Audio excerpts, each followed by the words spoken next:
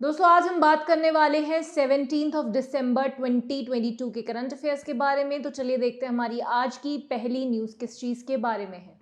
सबसे पहले हम बात करते हैं इकोनॉमी के बारे में। इकोनॉमी में आज हम बात करेंगे ग्लोबल ट्रेड के बारे में। ग्लोबल ट्रेड का मतलब है जो वर्ल्ड लेवल पर सारी कंट्रीज आपस में ट्रेड कर रही हैं, हम उनके बारे में बात कर रहे हैं। तो 2022 में हमारा जो ग्लोबल ट्रेड है वो 12% से बढ़ गया है और हमारा ट्रेड बढ़ के हो गया है $32 ट्रिलियन का। तो इसकी क्या कैटेगराइजेशन है, कितना गुड्स में इंक्रीज हुआ है, कितना सर्विसेज में, आइए हम देख लेते हैं। तो हमारा जो ट्रेड इन मर्केंडाइज गुड्स है वो बढ़ा है 10% से और 10% से बढ़ के हुए हो गया है 25 ट्रिलियन। और सर्विसेज हमारी बढ़ी है 15% से जो बढ़ के हो गई हैं 7 ट्रिलियन। तो ये 25 + 7 मिलकर बन गया है 32 ट्रिलियन का ग्लोबल हमारा जो ट्रेड है वो बढ़ा है। तो यहाँ पर एक बात आती है कि एक तरफ तो बोला जा रहा है कि आने वाले साल में रिसेशन आने वाला है, तो अगर आने वाले साल में रिसेशन आने वाला है तो इस साल ये ट्रेड कहाँ से बढ़ा। तो ये क्वेश्चन आप लोगों के भी दिमाग में आया होगा। तो यहाँ पर इसका लिंक आता है ग्लोबल एनर्जी क्राइसिस के साथ। तो वो हमारे जो मोस्टली नॉन रिन्यूएबल रिसोर्सेज हैं, जो एनर्जी रिसोर्सेज जिनको यूरोपियन कंट्रीज ने अपने पास बैकअप के लिए रखा है, उन्होंने अपने रिजर्वॉयर्स में स्टोर किया है, ये उन्हीं चीज़ों का मैक्सिमम ट्रेड है यहाँ पर।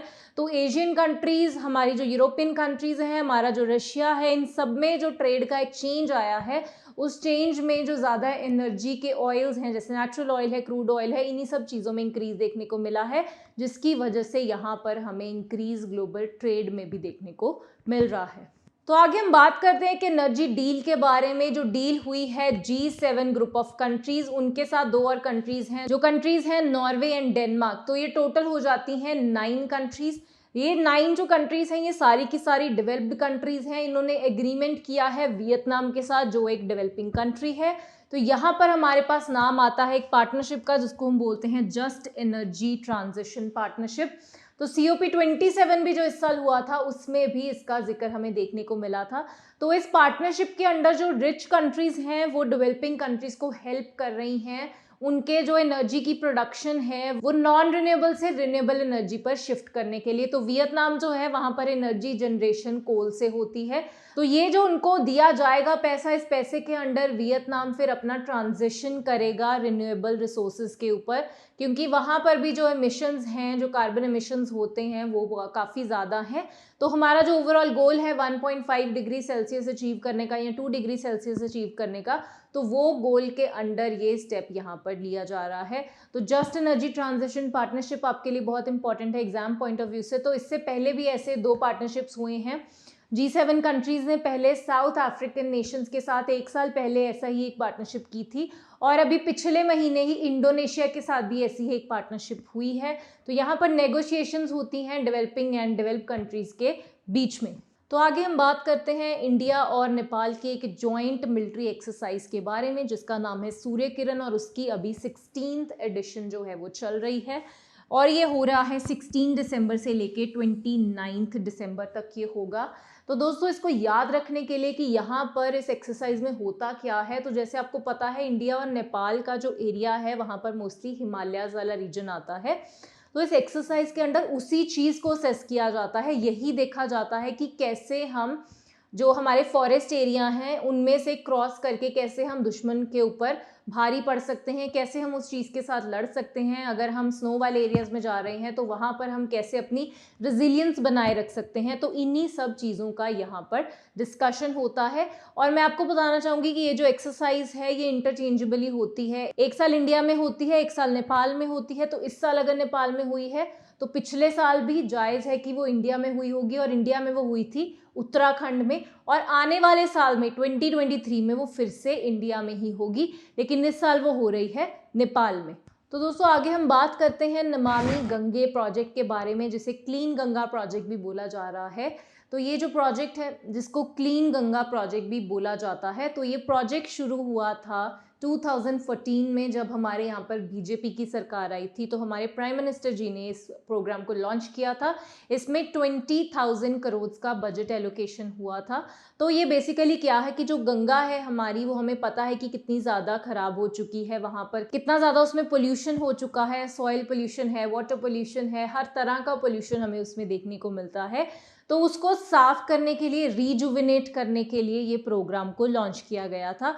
तो अभी हमारी जो COP15 हुई है under convention on biological diversity, very important convention आपके एग्जाम पॉइंट ऑफ व्यू से, जो 1992 में जिसका लॉन्च हुआ था, शुरुआत हुई थी। तो उस प्रोजेक्ट के अंडर अभी जो 15th COP है वो चल रही है मॉन्ट्रियल में, अभी वो ख़त्म हुई है 15 दिसंबर को। तो उसमें अभी 10 जो प्रोजेक्ट्स हैं, जो ऐसे रीजुविनेशन प्रोजेक्ट्स हैं वर्ल्ड ओवर, जो रिसोर्सेज को, नेचुरल रिसोर्सेज को बचाने की कोशिश कर रहे हैं, उन 10 को रिकग्नाइज किया गया था। उन 10 प्रोग्राम्स में से हमारा जो गंगा वाला प्रोजेक्ट है, क्लीन गंगा प्रोजेक्ट, उसको रिकग्निशन दी गई है। तो इससे हमें फ़ायदा क्या होगा कि अब हमारा जो प्रोजेक्ट है उसके लिए हमें UN से सपोर्ट मिलेगी, support in terms of experts, support in terms of funds and support also in terms of recognition. उस प्रोग्राम को अब इंटरनेशनल लेवल पर रिकग्नाइज किया जाएगा। अब देखते हैं क्या डिटेल्स हैं और हमारे पास। तो ये वर्ल्ड रिस्टोरेशन फ्लैगशिप्स के अंडर इसको ये अवार्ड दिया गया है, और अवार्ड लेने के लिए वहाँ पर गए थे G अशोक कुमार, जो डायरेक्टर हैं नमामि गंगे प्रोजेक्ट के। एंड ऑल्सो 15th जो कॉन्फ्रेंस है उसके बारे में हम ऑलरेडी बात कर चुके हैं। तो United nation decade on ecological restoration की यहाँ पर इसके अंडर बात होती है। तो उसी के अंडर अभी इंडिया का जो प्रोग्राम है उसको रिकग्नाइज किया गया है, and it is very important for your exam point of view. तो आगे हम बात करते हैं एक और प्रोग्राम के बारे में, जो इंडिया का एक बहुत ही फेमस प्रोग्राम है, जिसको भी BJP सरकार ही लेकर आई थी और हमारे प्राइम मिनिस्टर जी ने ही लॉन्च किया था। जिस प्रोग्राम का नाम है स्टार्टअप इंडिया प्रोग्राम। तो 2015 की दोस्तों ये बात है। तो 2015 में हमारे प्राइम मिनिस्टर जी ने जब इंडिपेंडेंस डे की स्पीच दी थी, उस स्पीच में उन्होंने मेंशन किया था इस प्रोग्राम के बारे में कि हम स्टार्टअप्स शुरू करेंगे हमारे यूथ को इनिशिएटिव देने के लिए, कि वो अपने बिजनेस को लेकर आएँ, अपनी क्रिएटिविटी से कुछ चीज़ें लेकर आएँ। तो आज हम यहाँ पर बात करने वाले हैं कि उन स्टार्टअप्स ने, जो 2016 में लॉन्च हुआ था प्रोग्राम, तो 2016 से लेकर अब तक उन स्टार्टअप्स ने एम्प्लॉयमेंट पर्सपेक्टिव से कितना कंट्रीब्यूट किया है। तो सबसे पहले मैं आपको बताना चाहूँगी कि हमारे जो 84,012 एंटिटीज़ हैं उनको एज अ स्टार्टअप से रिकग्नाइज किया गया है। और जिस डिपार्टमेंट के अंडर ये काम करते हैं वो डिपार्टमेंट है department for production of industry and internal trade, और ये department of industry and commerce के अंडर काम करता है।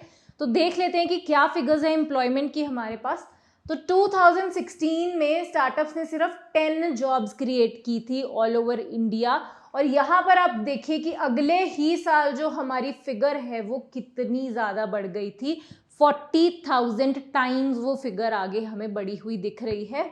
तो आगे आगे जैसे जैसे साल बीतते गए हैं वो फिगर बढ़ी ही है, और 2022 की अगर हम बात करें तो 2,38,000 से भी ज़्यादा जॉब स्टार्टअप्स यहाँ पर क्रिएट कर चुके हैं। तो टोटल मिलाते हैं अगर हम, तो इसकी टोटल फिगर बन जाती है 8,63,608 जॉब्स।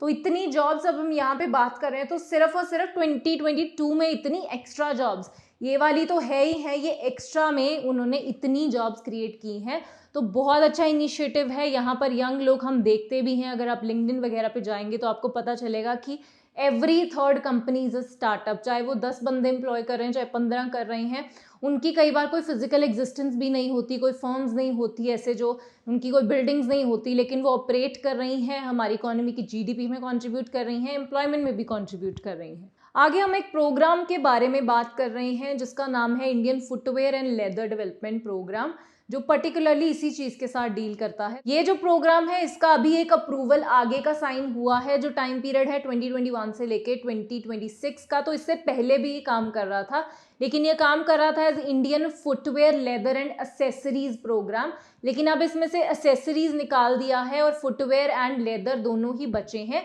तो अभी उसकी क्या डिटेल्स है हमारे पास। तो इंफ्रास्ट्रक्चर का डेवलपमेंट होगा इन लेदर सेक्टर, जो बहुत बड़ा कंट्रीब्यूशन कर सकता है हमारे लिए। और 2017 से 2020 तक 3 लाख से भी ज़्यादा लोगों को एक्सपर्ट बनाया जा चुका है इस सेक्टर में। तो इंडिया अगर चाहे तो इस सेक्टर में भी बहुत ग्रो कर सकता है। और इसके अलावा इसमें फाइनेंशियल आउटले जो है वो 1700 करोड़ का रखा गया है। तो ये वो सारी स्कीम है और ये वो सारे प्रोग्राम्स हैं जो उसके अंडर काम करते हैं। सबसे पहले है हमारे पास sustainable technology and environmental promotion. तो एनवायरमेंट को भी इसके अंडर प्रमोट किया जाएगा। तो इसके अंडर सब्सिडी दी जाती है, जैसे अगर आप नॉर्थ ईस्टर्न किसी स्टेट में अपनी कोई इंडस्ट्री लगाते हैं लेदर के रिलेटेड, तो उसमें आपको 80% तक की सब्सिडी प्रोवाइड कराई जाएगी, आपको असिस्टेंस प्रोवाइड कराई जाएगी। और अगर आप बाकी रीजन्स में लगाते हैं तब भी आपको 70% तक का तो गवर्नमेंट की तरफ से हेल्प मिलेगी। तो ऐसी सारी चीज़ें इसके अंडर हैं। Next we have integrated development of leather sector and we have mega leather footwear and accessories cluster development. पूरे क्लस्टर्स बनाए जाएंगे, एरिया होगा जो पूरा डेडिकेटेड होगा, जहां से इंडिजीनियस टेक्नोलॉजी हमारे यहाँ पे प्रोडक्शन करने के लिए और एक्सपोर्ट करने के लिए भी लेदर प्रोडक्ट्स को बनाया जाएगा। आगे हमारे पास establishment of institutional facilities, brand promotion of Indian brands, Indian कुछ ऐसे ब्रांड्स बनाए जाएंगे जो फुटवेयर्स में डील करते हैं। And last we have development of design studios. तो इसके अंडर 10 डिज़ाइन स्टूडियोज़ का टारगेट रखा गया है कि वो डिज़ाइन स्टूडियोज़ जो एक्सक्लूसिवली हमारे यहाँ के इंडिजीनियसली मेड लेदर प्रोडक्ट्स को प्रमोट करेंगे। तो बहुत अच्छा इनिशिएटिव है, एक इंडस्ट्री के all the way defence sector को यहाँ पे प्रमोट किया जा रहा है। तो आगे हम बात करते हैं दिल्ली इंटरनेशनल आर्ट फेस्टिवल के बारे में, जिसको करा रही हैं ministry of culture in association with the foundation जिसका नाम है प्रसिद्ध फाउंडेशन। और ये शुरू हुआ है कर्तव्य पाठ में। इसकी टैगलाइन है वेयर भारत मीट्स इंडिया, जहाँ पे हमारा एंशियंट भारत और हमारा प्रेजेंट का इंडिया आपस में मिलेंगे in terms of art. Art मतलब सिर्फ आर्ट का मतलब सिर्फ वो ड्राइंग वाला पार्ट नहीं होता है, आर्ट का मतलब म्यूजिक, आर्ट, डांस सब कुछ होता है। तो यहाँ पर एक तो जो हमारी स्कीम्स हैं जो जैसे वुमेन एम्पावरमेंट को रिलेटेड है या फिर क्लीन गंगा इनिशिएटिव्स जैसे ऐसे कोई भी इनिशिएटिव्स हैं तो उनको आर्ट के थ्रू यहाँ पर रिप्रेजेंट किया जाएगा। और ये अलग अलग दिन पे अलग अलग जगह पे दिल्ली पे ये किया जाएगा। फ्री ऑफ कॉस्ट एंट्री है। अगर आप दिल्ली से हैं या आप जाने वाले हैं तो आप इस फेस्टिवल में ज़रूर पार्टिसिपेट कर सकते हैं। एंड इसकी डेट्स हैं 16 दिसंबर से लेके 30 दिसंबर तक, तो न्यू ईयर तक ये चलने वाला है। अभी शुरू हुआ है, तो वी हैव 15 डेज। अगर आप जाना चाहते हैं तो आप जा सकते हैं। तो नेशनल कमीशन फॉर माइनॉरिटीज़ ने मनाया है माइनॉरिटी राइट्स डे। वैसे तो ये डे मनाया जाता है 18 दिसंबर को, जो जुड़ा हुआ है जब यूएन ने एक चार्टर पास किया था माइनॉरिटीज़ को रिकग्नाइज करते हुए, minorities on the basis of language and minorities on the basis of religion also. तो जब यूएन ने रिकग्नाइज किया था तब इस दिन को मनाया जाता था, लेकिन हमारे यहाँ पर इस दिन को इस बार मनाया गया है 16 दिसंबर को। तो सबसे इम्पॉर्टेंट पार्ट जो मैं यहाँ पर आपको बताना चाहूँगी कि हमारे इंडिया ने जो कमीशन बनाई थी मिनॉरिटीज़ के लिए वो बना ली गई थी 1978 में, और यूनाइटेड नेशन ने इसको रिकग्नाइज किया था 1992 में। तो इंडिया में इस चीज़ के लिए अवेयरनेस पहले ही आ गई थी कि हमें ऐसी कोई कमीशन की ज़रूरत है, क्योंकि हमारे यहाँ पर बहुत सारी माइनॉरिटीज़ एग्जिस्ट करती हैं और गवर्नमेंट की रिस्पॉन्सिबिलिटी है उनको सेफगार्ड करना, उनके राइट्स को सेफगार्ड करना। तो हमारे यहाँ पर 1978 में ही ये कमीशन इस्टेब्लिश हो गई थी। इस साल की जो प्रोग्राम हुआ है उसकी डिटेल्स देख लेते हैं। तो एज अ चीफ गेस्ट गए हैं श्री जॉन बिरला, जो हैं minister of state for ministry of minority affairs. तो सेंटर लेवल पे भी इस कमीशन के जो रिप्रेजेंटेटिव्स हैं वो आए थे, और जो चेयरपर्सन है इस कमीशन के उनका नाम है श्री इकबाल सिंह लालपुरा। तो 6 कम्युनिटीज़ के रिप्रेजेंटेटिव्स वहाँ पर पहुँचे थे। कौन सी कम्युनिटीज़ हैं? मुस्लिम्स हैं, सिख्स हैं, क्रिश्चियंस हैं, बुद्धिस्ट हैं, जैन्स हैं, ज़ोनोएस्ट्रियंस हैं। तो इन सभी कम्युनिटीज़ में से वहाँ पर रिप्रेजेंटेटिव्स गए थे। उन्होंने अपनी अपनी डिस्कशन बताई कि क्या उनकी प्रॉब्लम्स हैं, कैसे वो चीज़ें सॉल्व हो सकती हैं और वो सेंटर से क्या एक्सपेक्टेशंस रखते हैं। तो दोस्तों ये थे हमारे आज के करंट अफेयर्स। बने रहिए हमारे साथ हमारे यूट्यूब चैनल पर। Thank you. पनेशिया ट्यूटर लाया है एक एजुकेशन प्लेटफॉर्म जहां पर अलग अलग कोर्सेस जैसे कि IAS, PCS, UGC net, SSC और बैंकिंग एग्जाम्स के लिए ऑनलाइन और ऑफलाइन क्लासेस की सुविधा उपलब्ध है। Comprehensive coverage of all the subjects through quality video lectures है। एप्टीट्यूड का topic that is blood relation, uncles only daughter. He took the throne. तो जो थ्रोन पे एम्परर बैठते थे वो अपने साथ ले गए। Kohinoor diamond, the world famous Kohinoor diamond, वो भी मुगल ट्रेजरी से ले गए। फिर आया इकोनॉमिक प्रैग्मेटिज्म, यानी कि चाहे हमारे आपसे झगड़ा भी है तो भी हम आपसे व्यापार कर रहे हैं। जैसे चाइना है, हमारा झगड़ा होते हुए भी हम उससे व्यापार करें। PDF नोट्स और उनसे जुड़े हुए रिलेवेंट MCQs, साथ ही साथ comprehensive mock tests. So join Panesia Tutor for your successful and bright future.